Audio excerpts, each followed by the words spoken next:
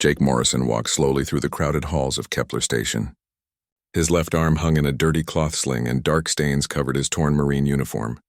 The plasma burns on his chest still hurt with every breath he took. 3 days ago, he had been fighting space pirates near the Vega system. Now he was just trying to find medical supplies before his wounds got worse. The station buzzed with activity as aliens from dozens of different worlds traded goods, information, and services. Jake pushed past a group of tall blue Zentorians arguing over shipping costs. He ignored the sharp smell of sulfur that came from a cluster of rock-like golemites. His focus stayed on finding the medical bay that someone had told him about on level 7. Jake had been to many frontier stations during his military service, but Kepler Station felt different. It sat on the edge of known space where laws were suggestions rather than rules. Pirates, smugglers, and worse creatures came here to do business that would get them arrested in civilized systems. The station authorities looked the other way as long as they got their cut of the profits. Pain shot through Jake's injured arm as he bumped into a merchant's stall. The alien vendor, something that looked like a walking tree with too many eyes, hissed at him in a language he did not understand. Jake muttered an apology and kept walking. He needed medicine soon, or infection would make his injuries much worse. Following signs written in 12 different languages, Jake found a lift that would take him to the lower levels.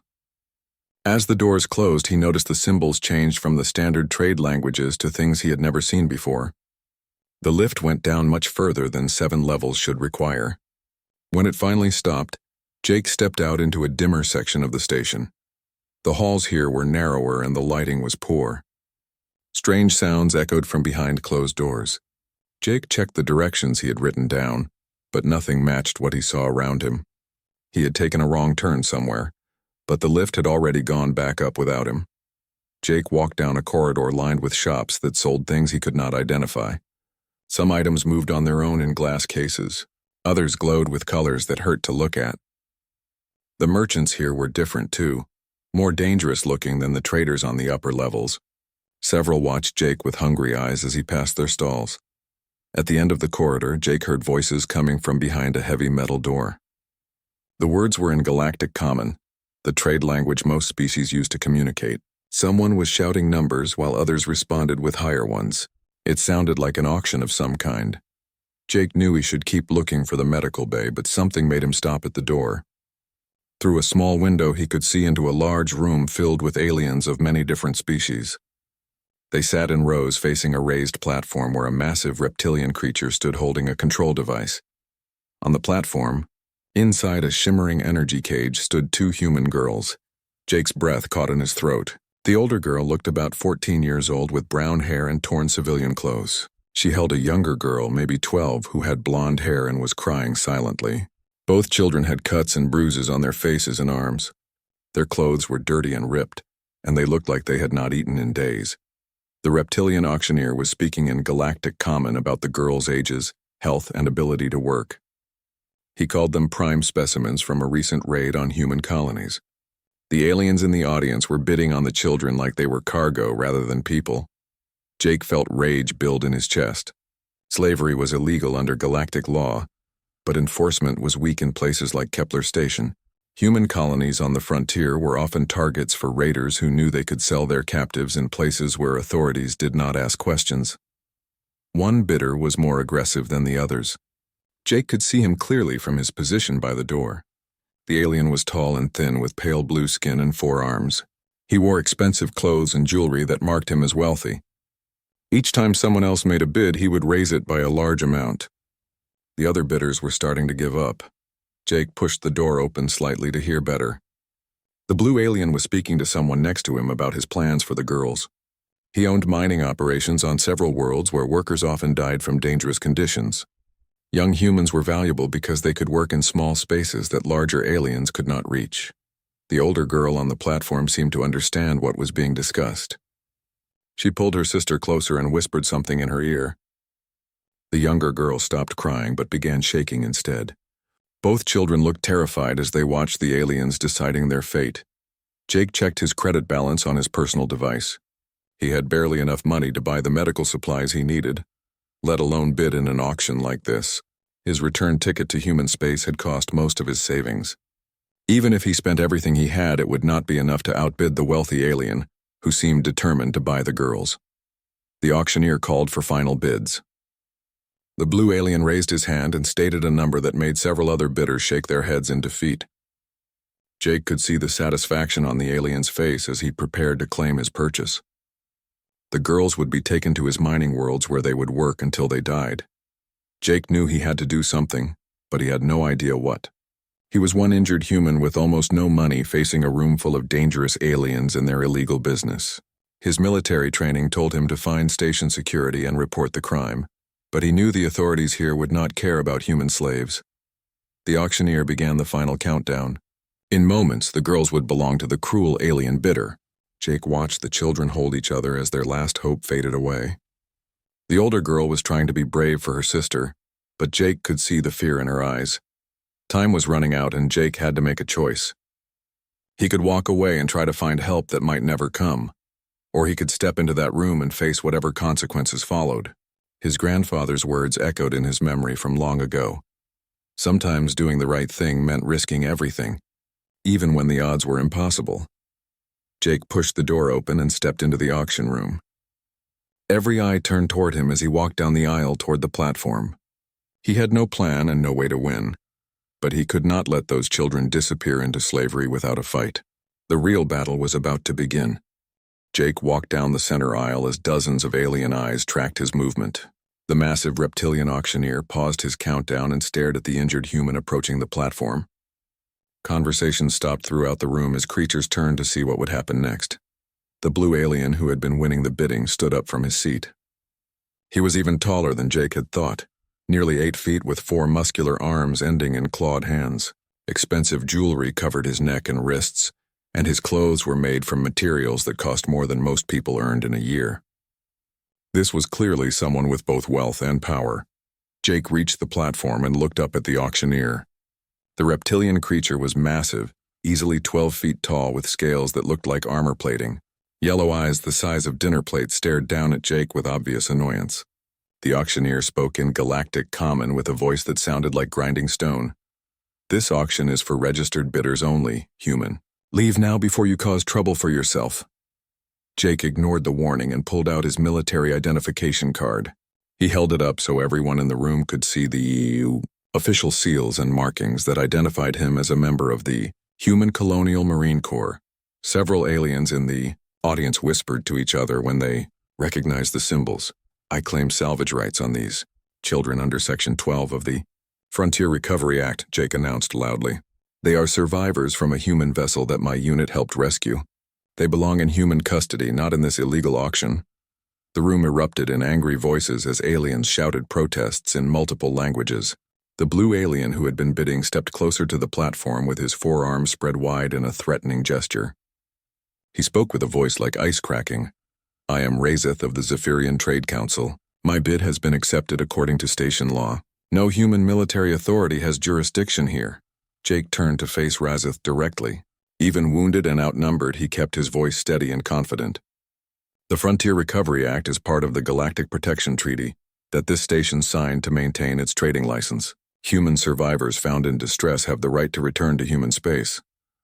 The auctioneer looked uncertain for the first time. Jake could see him calculating the legal risks of ignoring a military claim versus the profit he would lose if the sale was stopped. Other aliens in the audience were also looking nervous. If station authorities got involved, it could shut down their illegal activities. Razeth moved closer to Jake with his guards following behind. 2 large creatures that looked like walking tanks flanked the Zephyrian trader. Their hands rested on energy weapons that could vaporize a human in seconds. Razeth spoke quietly, but his words carried clearly through the room. "Perhaps the human did not understand me clearly. My business dealings are not subject to interference from damaged soldiers who cannot mind their own affairs." Jake felt the familiar calm that came over him during combat situations. His injury meant he could not fight at full strength, but years of military training had taught him that battles were won with strategy as much as force. He studied the positions of Razeth's guards and noted the exits from the room. "I understand you perfectly," Jake replied. "The question is whether you understand galactic law well enough to know when you're breaking it." One of the guards reached for his weapon, but Jake was already moving. Despite his injured arm, he grabbed a metal rod from a nearby display stand and swung it in a wide arc. The rod connected with the first guard's wrist, sending the energy weapon flying across the room. Jake used his momentum to spin and kick the second guard behind the knee, dropping him to the floor. The entire room exploded into chaos as aliens scrambled to avoid the fighting. Some ran for the exits while others shouted encouragement or threats. Jake kept moving, using furniture and panicked bidders as cover, while Razeth's remaining security tried to surround him. Jake dove behind an overturned table as energy bolts scorched the air where he had been standing. His injured arm was screaming with pain, but adrenaline kept him moving. He could hear station security alarms beginning to sound in the distance. Help was coming, but he needed to survive until it arrived. Razeth was shouting orders to his guards in his native language while pointing at Jake's hiding spot. More energy weapons fired, turning chunks of the room into smoking debris. Jake rolled to a new position and came up next to one of the fallen guards. He grabbed the alien's weapon and pointed it at Razeth. "Call off your people," Jake ordered. "Station security is already on the way. Do you want to explain to them why you're shooting up their auction room?" The sound of heavy boots echoed from the corridor outside. Station security forces were indeed approaching fast. Razeth looked around the destroyed room and seemed to realize that continuing the fight would only make his situation worse. He gestured to his remaining guards, who lowered their weapons but kept them ready. 3 security officers entered the room with weapons drawn.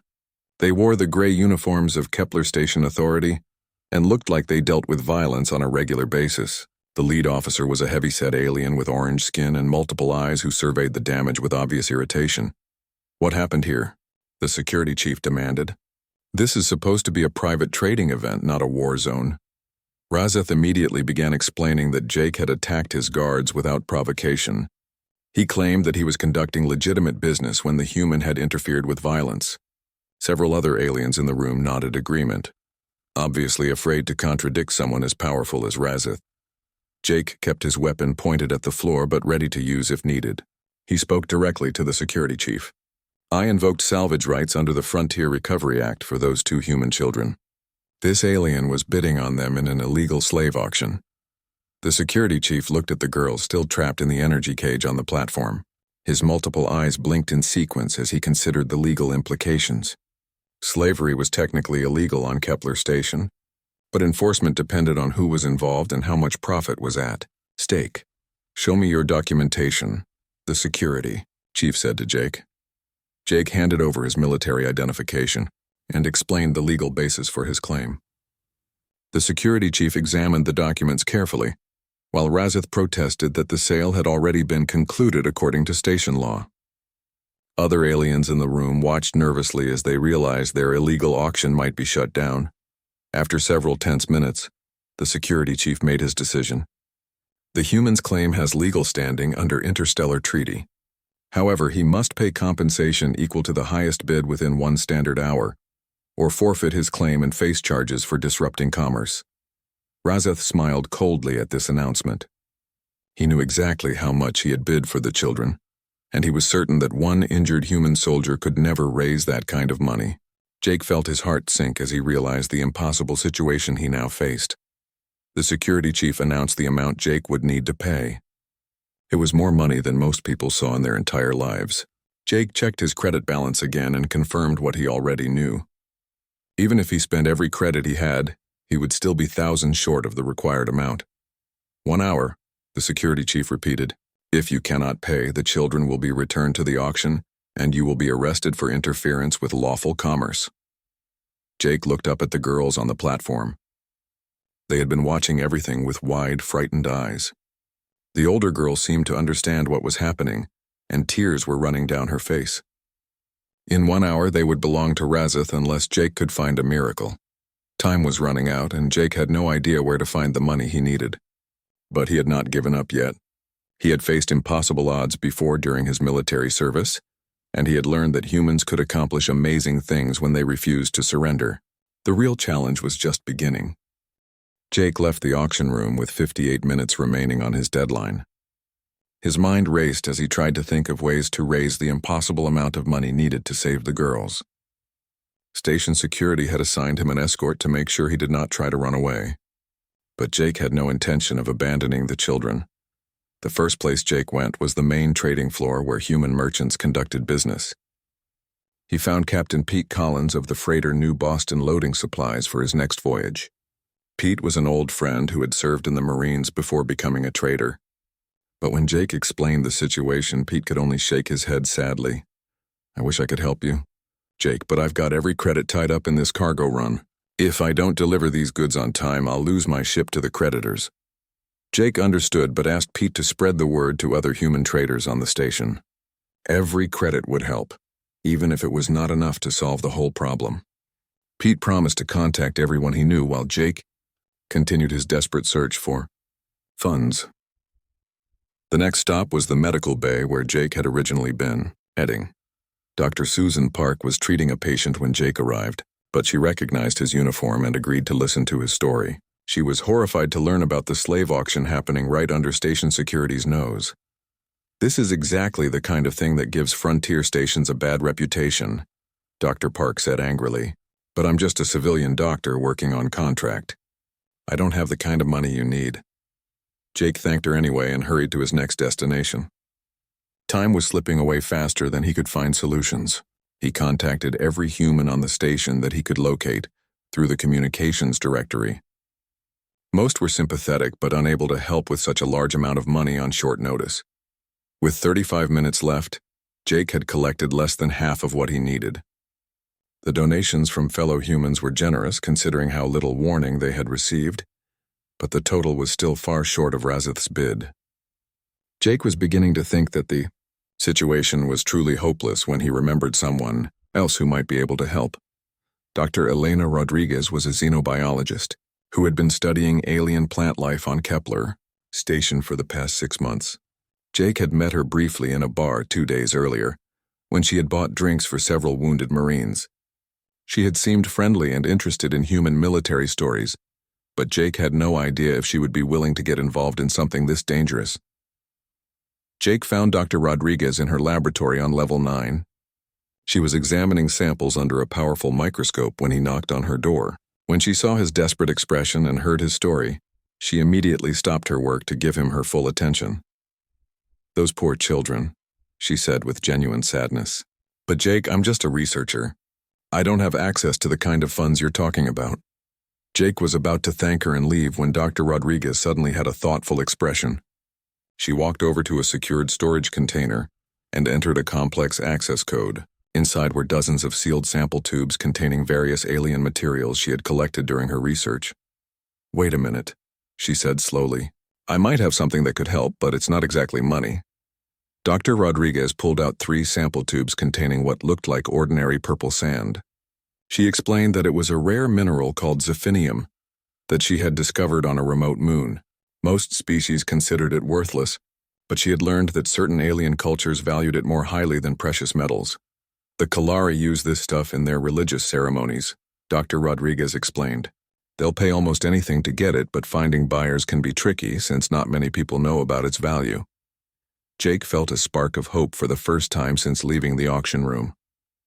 If he could find Kalari traders on the station, he might be able to convert the mineral samples into credits. Dr. Rodriguez handed him all 3 tubes and wished him luck, refusing to accept any payment for the valuable materials. With 22 minutes remaining, Jake raced through the station looking for Kalari merchants. He finally found one in the exotic goods section of the main market.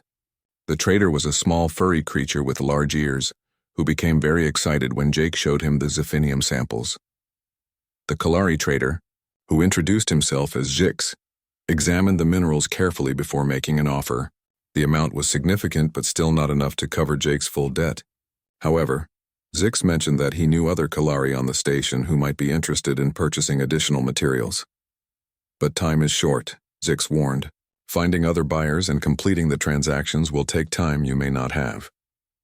Jake was about to accept the partial payment when Zix made an unexpected offer. The Kalari trader had been watching Jake's desperate efforts to save the human children, and he was impressed by the determination shown by someone who had nothing to gain from helping strangers. "My people have had dealings with Razith before," Jix explained quietly. "He is cruel to all species, not just humans. We would be willing to loan you the remaining credits you need with payment due when you return to human space. Jake was amazed by the offer, but wondered what the Kalari would want in return for such a large loan. Jix explained that they simply wanted a favor to be paid back in the future, when Jake was in a position to help other Kalari traders or their families who might need assistance. With 8 minutes left on his deadline, Jake had finally assembled enough credits to meet Razeth's bid. The combination of human donations, the Zephinium sale, and the Kalari loan would be just enough to save the girls. But as he raced back toward the auction room, Jake realized that Razeth might try to challenge the payment in some way. Jake arrived at the auction room with 3 minutes to spare. The security chief was waiting with Razeth, who looked confident that the human would fail to produce the required funds. Several other aliens had gathered to watch the conclusion of the unusual legal challenge. "Time is almost up, human," Razeth said with obvious satisfaction. "I trust you have learned not to interfere in business that does not concern you." Jake stepped forward and presented his credit authorization to the security chief. The total amount exactly matched the required payment, much to Razeth's obvious shock and anger. The Zephyrian trader immediately began protesting that the payment was invalid because it came from multiple sources instead of a single account. "The law requires payment of the specified amount," the security chief ruled after checking the transaction details. "It does not specify that the credits must come from any particular source." Razeth's face turned a darker shade of blue as he realized that his purchase had been legally blocked. He pointed one of his forearms at Jake and spoke in a voice filled with rage. "You have made a powerful enemy today, human. This matter is not finished between us." Jake ignored the threat and looked up at the platform where the two girls were still trapped in the energy cage. The security chief gestured to the auctioneer, who reluctantly deactivated the containment field. The children stepped out cautiously, still not sure if they were really safe or if this was just another cruel trick. The older girl approached Jake slowly while keeping her sister close behind her. She looked up at him with eyes that had seen too much suffering for someone so young. When she spoke, her voice was barely above a whisper. "Are we really free?" Jake knelt down so he could look directly into her eyes. Despite everything he had just sacrificed to save them, seeing the hope return to their faces made every credit worth spending. "Yes," he said simply. "You're safe now." Jake led the two girls away from the auction room toward the safer areas of Kepler Station. The older girl told him her name was Lisa, and her sister was Emma. They had been captured 3 weeks ago when pirates attacked their colony ship during a routine supply run. Their parents had died trying to protect the evacuation vessels, and the girls had been hiding in a storage compartment when the raiders found them. Lisa spoke quietly as they walked, but Emma had not said a single word since Jake met them. The younger girl stayed close to her sister and watched everything around them with frightened eyes. Jake could see that both children were suffering from more than just physical injuries. The trauma of losing their family and being sold like cargo had left deep emotional wounds. Jake found temporary quarters for the girls in the civilian section of the station. The room was small but clean, with 2 beds and basic facilities. Dr. Rodriguez had contacted Jake and offered to help with medical care for the children, so Jake arranged to meet her at the quarters in a few hours. While the girls rested, Jake tried to figure out what to do next. He had spent almost all of his money saving them, including his return ticket to human space. Without a way to get back to the colonies, they were all stranded on Kepler Station. Jake needed to find work or transportation, but his injured arm made most jobs impossible. The first sign of trouble came when Jake tried to buy food for the girls. The merchant who had been friendly the day before now refused to serve him. When Jake asked why, the alien simply pointed to a notice posted near the cash register. Jake could not read the alien writing, but the merchant explained that certain troublemakers were no longer welcome in his establishment. Jake visited 3 more shops with the same result. Word was spreading quickly through the station that he was someone to avoid. Jake realized that Razeth was using his influence to make life difficult for the human who had embarrassed him in front of so many witnesses. Dr. Rodriguez arrived at the quarters with medical supplies and food for the girls. She examined their injuries and confirmed that they were malnourished and dehydrated, but would recover with proper care. However, she also brought disturbing news about Jake's situation. "I've been hearing rumors all afternoon," Dr. Rodriguez warned. "Razeth is telling people that you're a dangerous criminal who attacks innocent traders." He's offering rewards to anyone who provides information about your activities.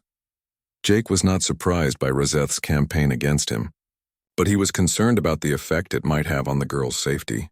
If station security began viewing him as a troublemaker, they might decide that his legal claim on the children was invalid after all.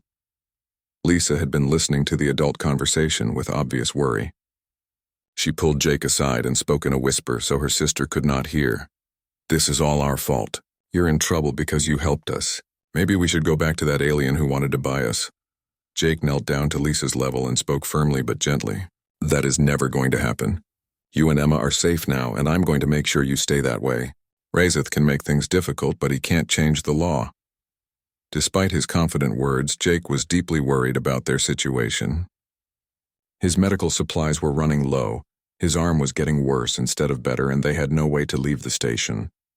Razeth's influence was making it impossible to buy necessities or find work, and Jake's credit balance was nearly empty. The second day brought worse problems. Jake discovered that his access to the station's medical facilities had been mysteriously revoked.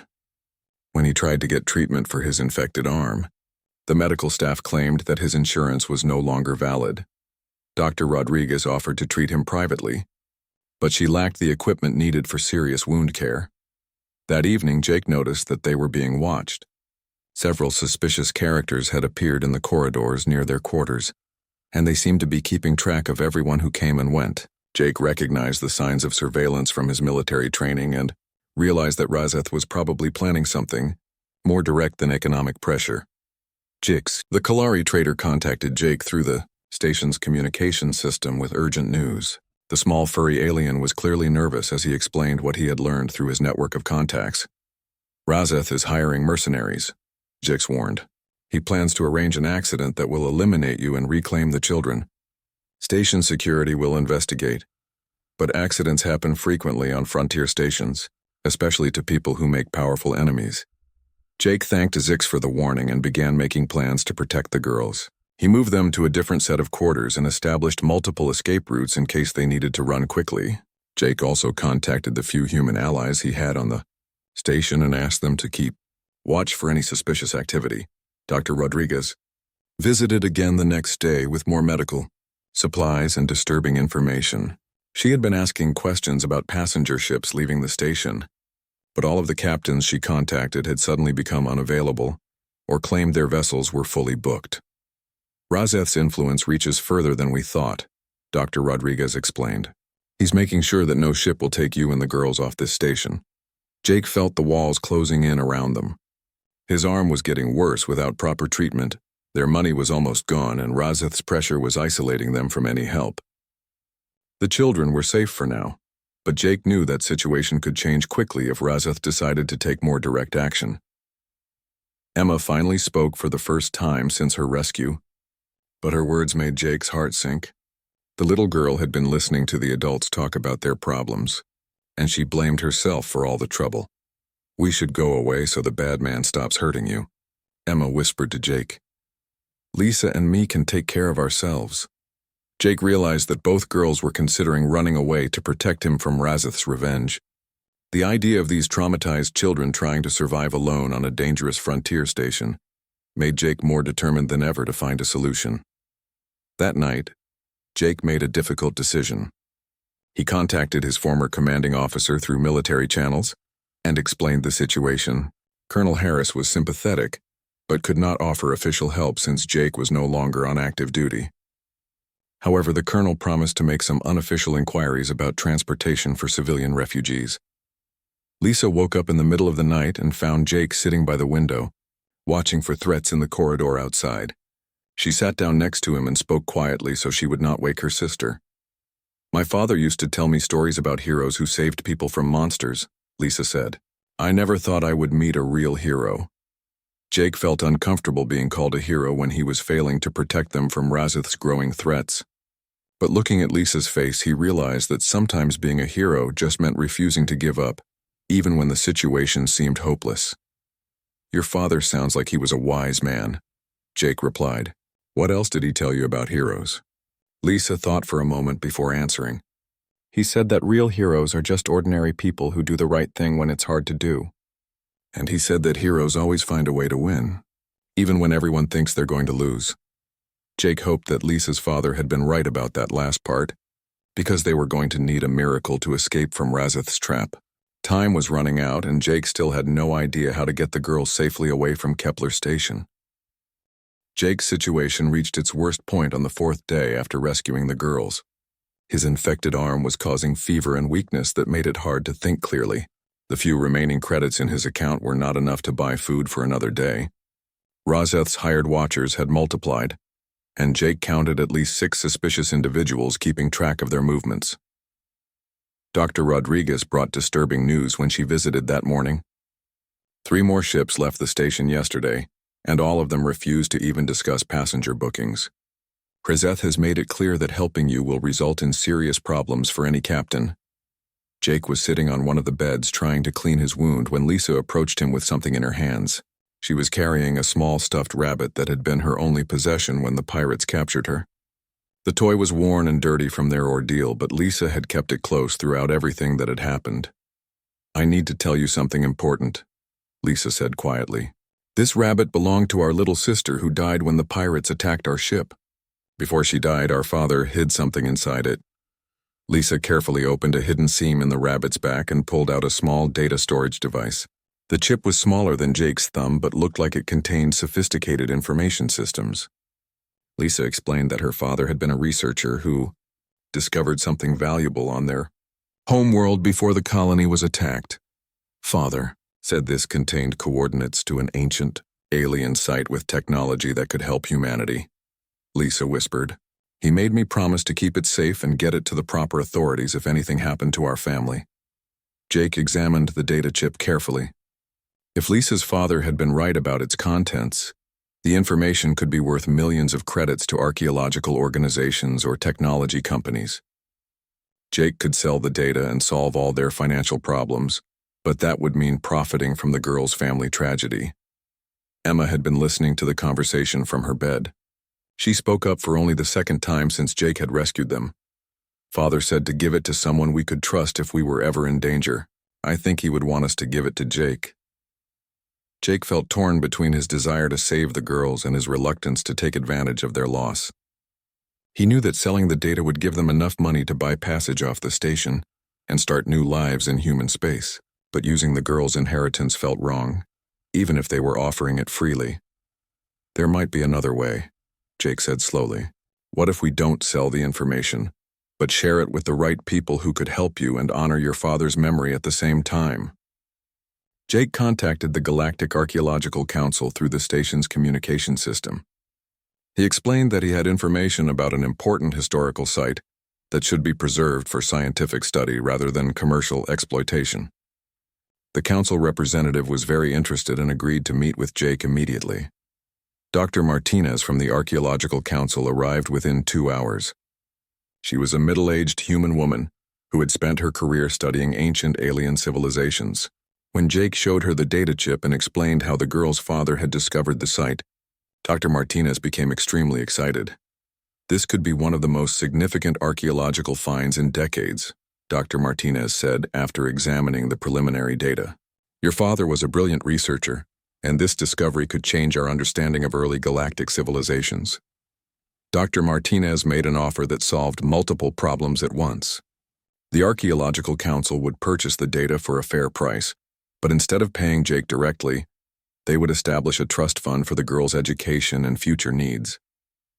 The council would also ensure that the girl's father received full credit for the discovery in all scientific publications. Jake agreed to the arrangement immediately. It would provide long-term security for Lisa and Emma, while honoring their family's sacrifice. More importantly, Dr. Martinez had connections that could help them escape from Razeth's influence on Kepler Station. While Dr. Martinez was processing the data purchase, Jake received an unexpected message through the station's communication system. Captain Susan Hayes of the human freighter Starbound Dawn had heard about Jake's situation through Archaeological Council channels. She was impressed by his refusal to profit from the girls' loss and offered free passage to human space for all 3 of them. Jake was amazed by the offer but worried about putting Captain Hayes in danger from Razeth's retaliation. The captain laughed when Jake expressed his concerns. "Razeth doesn't scare me," Captain Hayes said confidently. "My crew and I have been dealing with bullies like him for years. Besides, what he's doing to those children is exactly the kind of thing that gives honest traders a bad reputation." Captain Hayes arranged to meet Jake and the girls at Docking Bay 7 in 2 hours. That would give them enough time to gather their few belongings and reach the ship without attracting too much attention from Razeth's watchers. Jake began to feel hopeful for the first time in days. The plan almost worked perfectly. Jake and the girls made it through most of the station without being detected by the surveillance teams. They were only a few corridors away from the docking bay when Razeth himself appeared with a squad of armed mercenaries. "Did you really think you could leave without saying goodbye?" Razeth asked with cold amusement. "I have invested too much time and effort in this matter to let you simply walk away." Jake pushed the girls behind him and faced Razeth's group. There were 6 armed aliens blocking their path to the docking bay, and Jake's injured arm meant he could not fight effectively. The situation looked hopeless until Captain Hayes's voice echoed through the corridor from behind Razeth's position. "Is there a problem here?" Captain Hayes asked as she approached with 4 crew members. The freighter crew looked like they had been in many fights before, and were ready for another one if necessary. Razeth found himself caught between Jake's group and Captain Hayes's crew. Station security regulations prohibited weapons fire in the main corridors, but Razeth was desperate enough to consider breaking those rules. He pointed at Jake with one of his 4 arms. "This human is a criminal who stole property that legally belonged to me. I demand that station security arrest him immediately." Captain Hayes walked closer to Razeth until she was close enough to speak quietly. "Those children aren't property, and everyone on this station knows it. You can try to cause trouble, but my ship has full legal clearance to depart. Are you planning to stop a registered vessel from leaving port?" Jake could see Razeth calculating the risks of different actions. Starting a firefight in the corridors would bring station security immediately, and interfering with a legal departure could result in serious charges even for someone with Razeth's influence. Lisa surprised everyone by stepping forward and speaking directly to Razeth. "You wanted to buy us because you thought we were helpless. But we're not helpless anymore. We have people who care about us, and you can't change that no matter how much money you have." Emma moved up beside her sister and spoke for the 3rd time since Jake had met her. "Our father taught us that bullies only win when good people do nothing. Jake did something." Razeth stared at the 2 girls with obvious frustration. His entire plan had been based on them being powerless victims, but they were standing up to him with courage that impressed even his own mercenaries. Several of the hired fighters began to look uncomfortable with the situation. Captain Hayes made the final move that ended the confrontation. "My ship departs in 10 minutes with or without passengers. Anyone who wants to come aboard should follow me now." Jake and the girls walked past Razeth's group toward the docking bay. The alien mercenaries stepped aside rather than directly interfere with a legal departure. Razeth watched them go with obvious anger, but he was smart enough to know when he had been outmaneuvered. As they boarded the starbound Dawn, Jake looked back at Kepler Station one last time. The place had been the site of both terrible cruelty and unexpected kindness. He had learned that even in the darkest corners of the galaxy, there were people willing to risk everything to help strangers in need. Lisa and Emma stood beside Jake at the ship's viewing port as they departed the station. Both girls were crying, but Jake could see that these were tears of relief rather than sadness. They were finally going home to human space where they could begin healing from their trauma and building new lives. 6 months later, Jake received a message from Dr. Martinez at the Archaeological Council. The site discovered by the girl's father had yielded amazing technological advances that would benefit all of humanity. Lisa and Emma were doing well in their new foster family, and had specifically asked that Jake be kept informed about their progress. Jake was working as a security consultant for refugee organizations, helping other displaced families find safety in human space. His arm had healed completely, but the real healing had come from knowing that sometimes one person's actions could make a difference in the universe. The message from Dr. Martinez included a photo of Lisa and Emma at their new school. Both girls were smiling, and Emma was holding a new stuffed rabbit. On the back of the photo, Lisa had written a simple message: "Thank you for showing us that heroes are real."